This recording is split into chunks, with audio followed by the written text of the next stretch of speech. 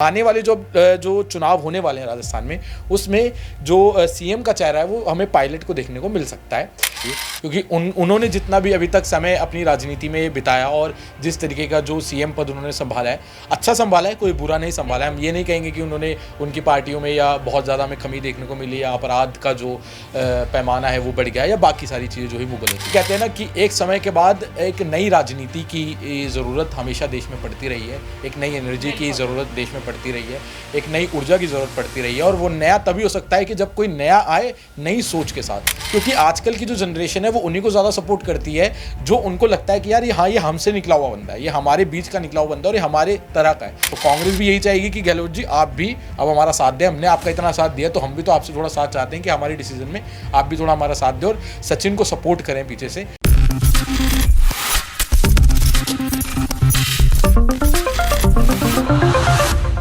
राजस्थान में साल के अंत में विधानसभा चुनाव होने जा रहे हैं और इन विधानसभा चुनाव से पहले मुख्यमंत्री अशोक गहलोत तमाम बड़ी दिक्कतों का सामना कर रहे हैं।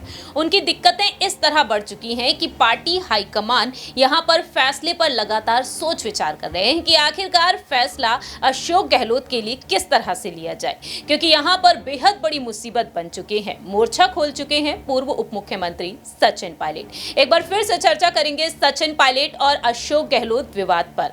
नमस्कार, मैं प्रांशी राठौर और आप देख रही हैं नेक्स्ट 9 न्यूज। स्वागत है आपका हमारे स्पेशल प्रोग्राम आमने सामने में। हमारे साथ मौजूद हैं आज हमारे सहयोगी तुषार, आपका बहुत बहुत स्वागत है। धन्यवाद। जैसा कि तुषार आप भी जानते हैं कि सचिन पायलट की जो नाराजगी है वो जग जाहिर हो चुकी है। 2018 में पायलट की अगुवाई में कांग्रेस ने चुनाव लड़े, लेकिन मुख्यमंत्री बना दिया गया अशोक गहलोत को, जो जादूगर कहे जाते हैं राजनीति में। लेकिन सचिन पायलट भी कुछ कम नहीं है। सचिन पायलट को बाजीगर कहा जाता है, बाजी पलटने में वह वक्त नहीं लगाते हैं। तो आज देखा जाए सचिन पायलट जो बिना किसी पद के तकरीबन 3 सालों से काम कर रहे हैं, क्योंकि 2020 में उनके बगावती तेवर देखने को मिले थे और उन बगावती तेवरों के चलते सचिन पायलट को उप मुख्यमंत्री पद और प्रदेश अध्यक्ष पद से हाथ धोना पड़ा था, इस्तीफा देना पड़ा था। उस वक्त भी यहां पर यही कहा गया कि वक्त के साथ साथ पायलट को कुछ पद सौंपे जा सकते हैं। तो अब यह कहा जा रहा है कि पार्टी हाईकमान सचिन पायलट को प्रदेश अध्यक्ष एक बार फिर से बना सकती है यदि इस बार राजस्थान के विधानसभा चुनाव कांग्रेस वाकई में जीत जाती है। लेकिन यहां पर जो बातें सामने आ रही हैं कि अशोक गहलोत को ही सीएम पद की कमान सौंपी जाएगी, तो आपको क्या लगता है आलाकमान सोनिया गांधी, अध्यक्ष मल्लिकार्जुन खड़गे, राहुल गांधी, प्रियंका गांधी वाड्रा का झुकाव आखिरकार किसकी तरफ देखने को मिल सकता है? देखिए, अभी तो इस पे कहना थोड़ा कठिन होगा, लेकिन जिस तरीके से हम देख रहे हैं कि जो सचिन पायलट है उन्होंने जिस तरीके से बगावती सूर अपना लिए हैं वो बहुत ही मतलब कि सराहनीय भी बोल सकते हैं एक तरीके से, और एक तरीके से बोल सकते हैं कि जो हमारे गहलोत साहब हैं उनके लिए एक बहुत बड़ी कठिनाई वाला समय आ चुका है, उनके लिए एक बहुत बड़ा चैलेंज उनको देखने को मिल रहा है। जिस तरीके से जब कांग्रेस सत्ता में आई थी राजस्थान में अभी, तो और जैसे कहा गया था कि माफ़ी चाहूँगा कि आधा टेन्योर जो है वो आपका गहलोत जी पूरा करेंगे और आधा टेन्योर जो बचा होगा वो पायलट करेंगे, लेकिन पायलट को वो मौका नहीं दिया गया, जिसकी वजह से उस समय तो पायलट ने उतना विरोध नहीं दिखाया, टीस उनके मन में रह गई थी। और अब जिस तरीके से वो अपना विरोध दिखा रहे हैं, जैसे कि हमने देखा भी, जनसंपर्क उन्होंने रैली निकाली 11 जून को। ऐसा कहा जा रहा है कि हो सकता है कि वो कोई बड़ा ऐलान कर दे, ऐसे कहा जा रहा है कि हो सकता है कि वो कांग्रेस छोड़कर अपनी पार्टी बना ले। और इन सब के पीछे की वजह यही कि जो हक वो डिज़र्व करते हैं उनको इतने सालों से इतने टाइम से जो नहीं मिला है अब वो मिले, और जो हर बार मिलने का वादा तो उनसे किया जाता है लेकिन नहीं मिलता। हाँ, इस बार ऐसा कहना मुश्किल भी कहूँगा और मैं गलत कहूँगा कि नहीं होगा कि इस बार उनको वो पद नहीं मिलेगा, बल्कि ऐसा हो सकता है कि इस बार के जो बगावती सुर उन्होंने अपनाए हैं और जिस तरीके से भी थोड़े समय पहले दिल्ली में जब उन्होंने खड़गे जी के साथ और बाकी सभी कांग्रेस के आला अधिकारियों के साथ मीटिंग करी और उनके सामने जो अपनी मांगे रखी, उसे साफ पता चल जाता है और सामने से भी उनको ये रिस्पॉन्स, पॉजिटिव रिस्पॉन्स मिलता हुआ हमें दिखाई दिया। तो इससे साफ होता है कि आने वाले जो चुनाव होने वाले हैं राजस्थान में, उसमें जो सीएम का चेहरा है वो हमें पायलट को देखने को मिल सकता है। पर सेम चीज़ हमें ये भी देखनी होगी कि जो गहलोत साहब है उनकी भी बहुत पुरानी पकड़ हमें राजस्थान में देखने को मिलती है और उनके साथ भी बहुत बड़ा समर्थन जो है वो राजस्थान में है। लेकिन अगर कोई भी यहाँ पर जाता है, मैं कहूँगा कि अगर सचिन पायलट हटते हैं पीछे या गहलोत जी हटते हैं पीछे कांग्रेस पार्टी से, तो कांग्रेस पार्टी को यहाँ पे बेहद कहीं ना कहीं थोड़ा सा नुकसान जो है वो देखने को मिलेगा। लेकिन अगर सचिन पायलट को कमान दी जाती है और तो वो बहुत ही खुश होंगे और उनका जो समर्थन है वो कांग्रेस पार्टी को मिलेगा। अगर वो नहीं देते हैं तो मुझे लगता है कि इस बार कांग्रेस पार्टी के लिए थोड़ी ज़्यादा मुश्किलें होने वाली हैं, जो कि दोनों तरफ से आपको दिख रहा है। अगर कांग्रेस पार्टी देती है उनको दाव, मतलब उनको सीएम का पद ऑफर करती है, तब भी उनके लिए कहीं ना कहीं मुश्किलें होंगी कि गहलोत साहब जो है वो बगावत ना कर दें। अगर नहीं देती हैं तो सचिन पायलट तो कर ही रहे हैं। तो ये एक बहुत बड़ा सवाल है कि आगे क्या होने वाला है, लेकिन जहाँ तक मुझे लगता है कि सचिन पायलट को उनको पद देना चाहिए, क्योंकि वो बहुत डिजर्विंग कैंडिडेट है। पहली बात तो वो यूथ हैं, और आज के देश में हमारे यूथ की बहुत ज़्यादा पहचान जो है वो बढ़ाई जा रही है। हमें यूथ कैंडिडेट आज के टाइम पे जितने लोग हैं वो यूथ कैंडिडेट चाहते हैं अपनी सरकार में, और जिस तरीके से राजस्थान में जो सचिन पायलट की पकड़ है, समर्थन है, उतना शायद ही किसी और नेता का हो।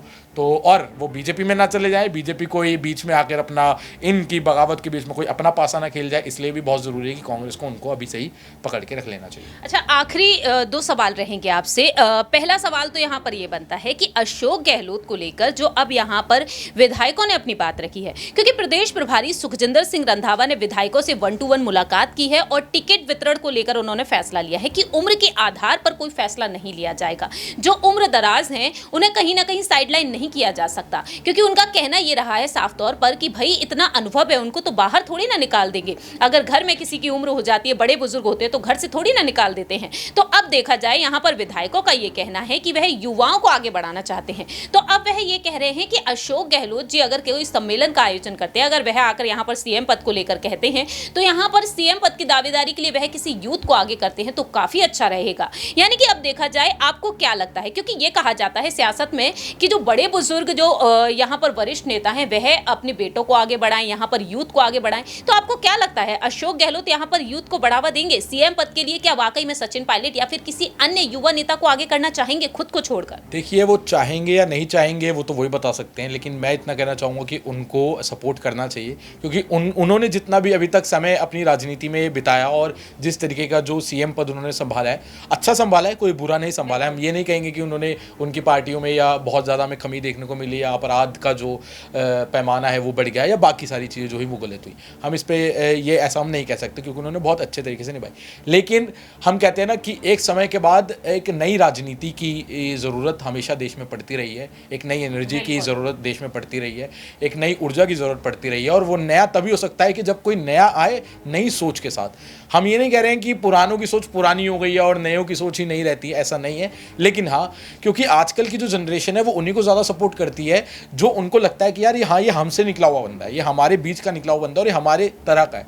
हम उतना गहलोत जी से कनेक्ट नहीं कर पाते जितना हम सचिन पायलट जी से कनेक्ट कर लेते हैं, है ना।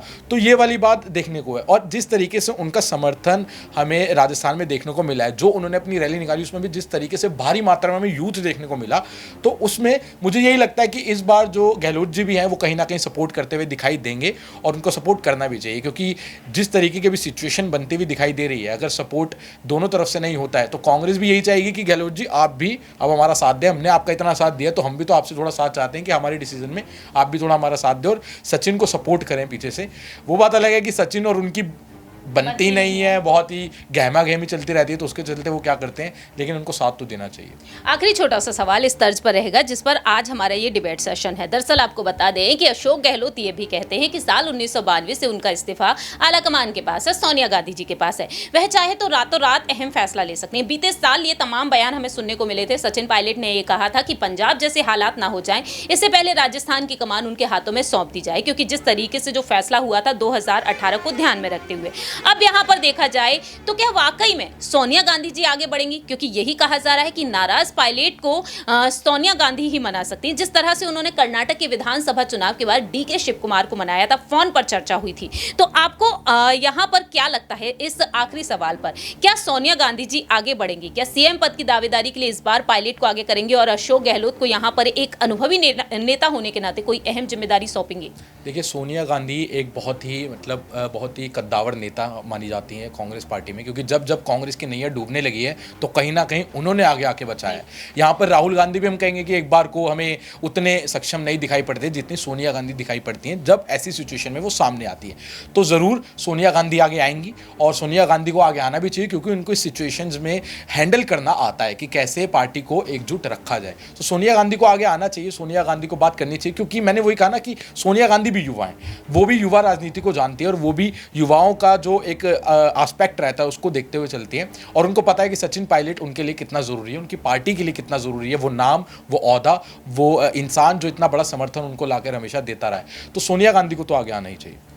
बहुत बहुत शुक्रिया तुषार। अब देखते हैं कि आखिरकार आलाकमान सोनिया गांधी क्या वाकई में अशोक गहलोत को कोई अन्य जिम्मेदारियां सौंपेंगी, क्योंकि यहां पर देखा जाए तो अब यही कहा जा रहा है कि सीएम पद की कमान गहलोत के हाथों में होगी। उप मुख्यमंत्री बनाया जा सकता है गोविंद सिंह डोटासरा को और पायलट को उनकी मांग के मुताबिक प्रदेश अध्यक्ष पद दिया जा सकता है। लेकिन ये भी कहा जाता है कि सोनिया गांधी, प्रियंका गांधी, राहुल गांधी भी चाहते हैं कि पायलट सीएम बने। अब देखते हैं कि पायलट को सीएम बनाने के लिए क्या यहाँ पर फैसले बदलते हुए देखे जाएंगे, क्या वाकई में पायलट यहाँ पर बाजी पलटते हुए नजर आएंगे, क्योंकि दावे ये किए जा रहे हैं कि 11 जून के दिन वह कोई अहम ऐलान करेंगे, नई पार्टी का वह ऐलान कर सकते हैं और नई पार्टी को लेकर यह कहा जा रहा है कि प्रगतिशील कांग्रेस या फिर राज जन संघर्ष ये उनकी पार्टी के नाम हो सकते हैं। सूत्रों के मुताबिक ऐसा कहा गया है। हालांकि केसी वेणुगोपाल साफ कर चुके हैं कि पायलट से उनके फोन पर बातचीत हुई है, लेकिन पायलट ने नई पार्टी बनाने को लेकर कोई संकेत नहीं दिए हैं। वह कांग्रेस में थे, कांग्रेस में रहे हैं और आगे भी वह कांग्रेस में ही रहेंगे। इस खास प्रोग्राम में इतना ही, लेकिन आपकी क्या कुछ राय प्रतिक्रिया है इस पर, आप कमेंट सेक्शन में बता सकते हैं। तब तक के लिए आप देखते रहिए नेक्स्ट 9 न्यूज़।